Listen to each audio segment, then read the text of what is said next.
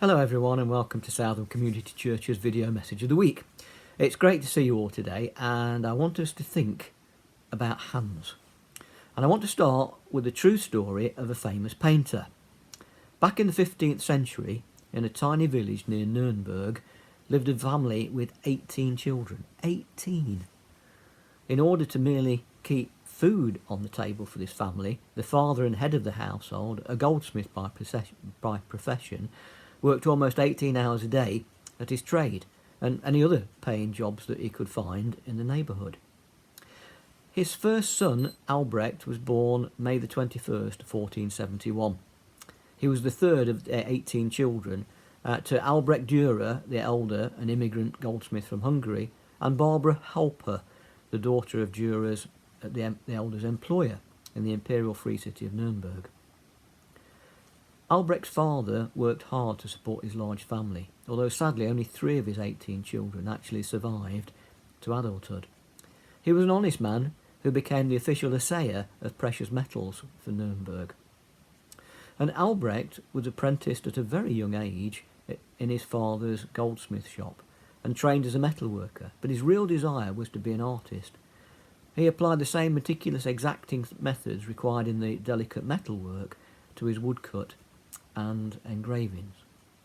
And despite their seemingly hopeless condition, 2 of the Albrecht Durer the elder's children had a dream.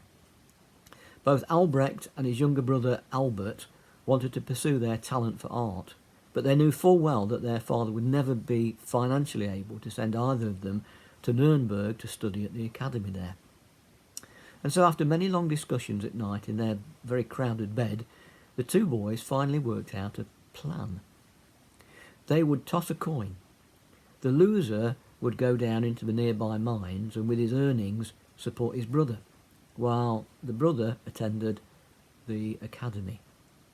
Then, when that brother who won the toss completed his studies in 4 years, he would be able to support the other brother at the academy, either with sales of his artwork or, if necessary, also by labouring in the mines.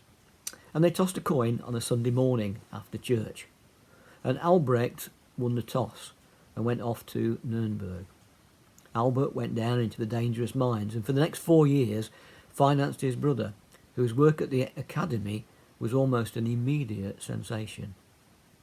Albrecht's etchings, his woodcuts and his oils were far better than those of most of his professors. And by the time he had graduated, he was beginning to earn considerable fees for his commissioned works. And when the young artist Albrecht returned to his village, the Durer family held a festive dinner on their lawn to celebrate his triumphant homecoming. After a long and very memorable meal, punctuated with music and laughter, Albrecht rose from his honoured position at the head of the table to drink a toast to his beloved brother for the years of sacrifice that had enabled Albrecht to fulfil his ambition. And his closing words of that speech were, "And now, Albert, blessed brother of mine, now it is your turn. Now you can go to Nuremberg to pursue your dream, and I will take care of you."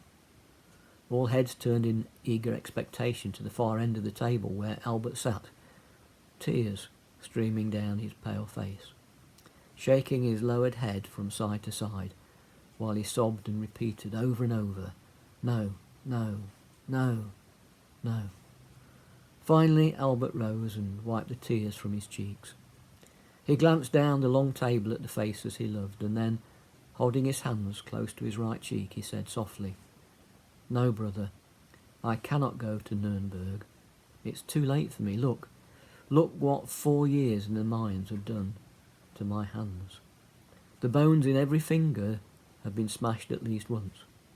And lately I've been suffering from arthritis so badly in my right hand that I cannot even hold a glass to return your toast, much less make delicate lines on parchment or canvas with a pen or a brush. No, brother, for me it is too late." More than 500 years have passed since that fateful meal, and Albrecht Durer's hundreds of masterful portraits, pen and silver point sketches, watercolours, charcoals, woodcuts and copper engravings hang in every great museum in the world. But I would think that you, like most people, are familiar with only one of Albrecht Durer's works. More than merely being familiar with it, you may very well have a reproduction hanging in your home or office.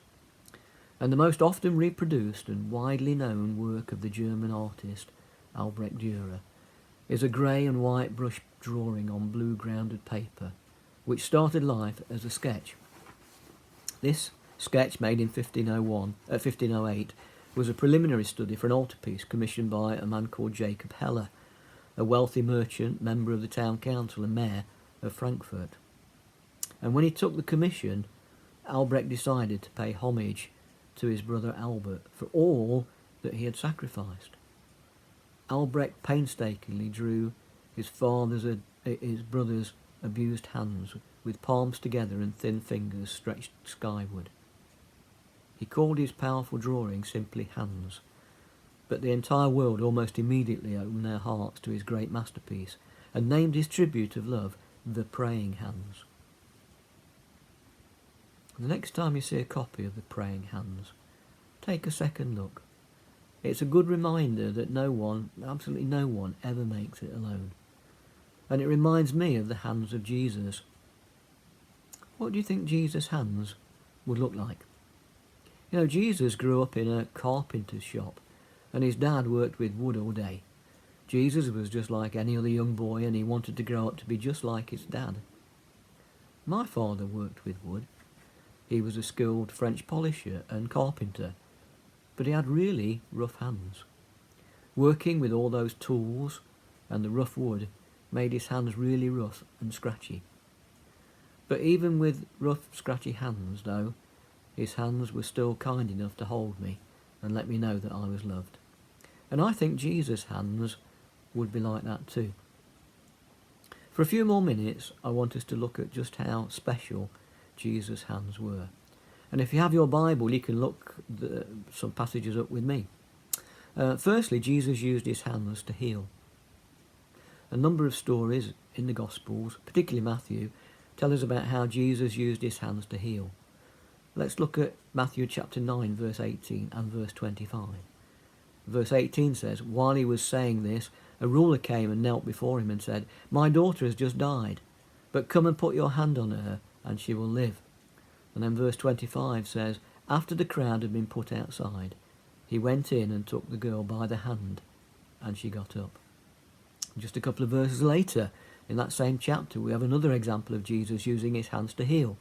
In Matthew chapter 9, 29 and 30, Jesus healed 2 blind men by simply touching their eyes. As it says, "Then he touched their eyes and said, 'According to your faith will it be done to you.' And their sight was restored." There are lots of stories in the Bible of Jesus healing all sorts of people just by touching them. It didn't matter to him whether they were rich or poor, popular or unpopular, pretty or ugly.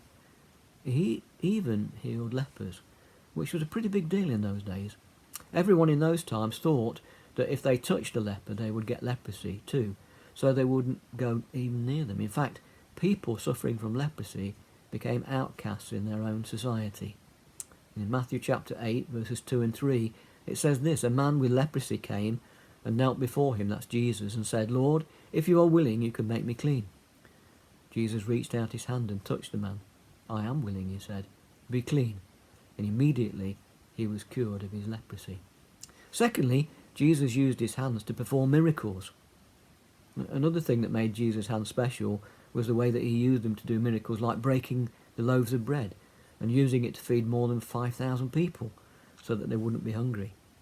Or when he used them to reach out and catch Peter by the hand when he was drowning. Maybe you can think of some others. Thirdly, Jesus used his hands to encourage children. One of the best things about Jesus' hands was how he always had time for children, and he always welcomed them. Sometimes adults don't have time for children, but Jesus didn't just have time for them, he encouraged them and them to spend time with him and suggest others do the same. Turn with me to Mark, this time chapter 9 verses 36 and 37, and it says there, "He took a little child and had him stand among them. Taking him in his arms, he said to them, "Whoever welcomes one of these little children in my name welcomes me." Fourthly, Jesus used his hands to serve others. The whole time Jesus was here on earth, he used his hands as a server for others. Even though he is the Son of God and worthy to be served, he still chose to get down on his knees and use his own hands to wash someone else's dirty, smelly feet. That was a job that only servants usually did, but Jesus wanted to show us that we were to serve others, not to be served. And fifthly, Jesus used his hands to give his life for us. I think maybe the most important thing about Jesus' hands were that they were nailed to a cross for us. Can you imagine how much it would have hurt to hang on a cross? To have nails hammered into your hands and your feet. Did you know that crucifixion was the most slow and painful way to death, and that the Romans used it for their worst criminals? The Jews even believed that if you were crucified, you were under God's curse. Jesus obviously really loves us. And while he was on the cross, Jesus paid the cost for all our wrongdoings and sins by taking the wrath of God on himself for us. And when he rose again 3 days later, he gave new life, the same resurrection life that he has to all those who put their trust in him. And now, Jesus is using his hands to knock at the door of our hearts. And as a result of what happened when he died, Jesus used his hands to come and knock on our door and ask us to be his children. In Revelation 3:20 it says, "Here I am. I stand at the door and knock. If anyone hears my voice and opens the door, I will come in and eat with him and he with me." You know, I can't wait to go hand in hand to heaven with Jesus. How about you? Will you respond to his invitation? Open the door of your heart today and start a new relationship with Jesus. Thanks for listening, and God bless you. We'll see you all soon. Bye-bye.